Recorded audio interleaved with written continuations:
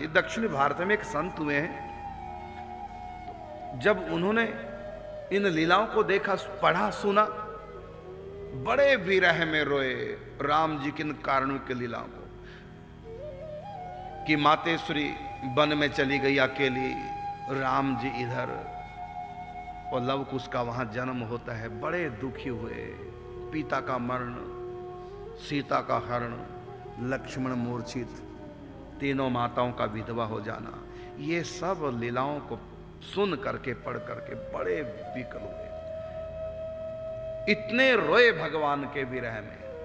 जो ही भगवान उनके सामने प्रकट हुए तो तुरंत भगवान पे क्रोध कर गए कि आपने ऐसी लीलाएं क्यों की कि आपको पता नहीं कि आपके भक्तों का हृदय कितना कोमल होता है। हमको कितना कष्ट हो रहा है कथा सुनकर आपकी, इतना कष्ट आपकी लीलाओं में, तो हमें आपकी लीलाएं पसंद नहीं। आपने ऐसी लीलाएं क्यों की? भगवान के ऊपर नाराज हो गए। भगवान ने कहा कि चलो मैं तुमको दूसरी प्रकार की लीलाएं दिखाता हूं, क्योंकि कल्प भेद से मेरी अनेक प्रकार की लीला हैं। यदि आपको कारुणिक लीला पसंद नहीं है तो आपको हास्य रस की लीलाएं मैं प्रकट करके दिखाता हूं।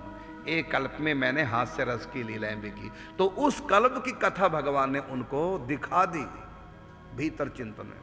फिर उन्होंने कन्नड़ भाषा में उस ग्रंथ को लिखा, उन लीलाओं को। एक गोपालाचार्य जी महाराज थे अयोध्या के संत, तो उनके मुख से हमने कई दिनों तक यही कथा श्रवण की। तो इस कथा के स्पेशलिस्ट प्रवक्ता थे। तो अलग ढंग की लीला है राम जी की।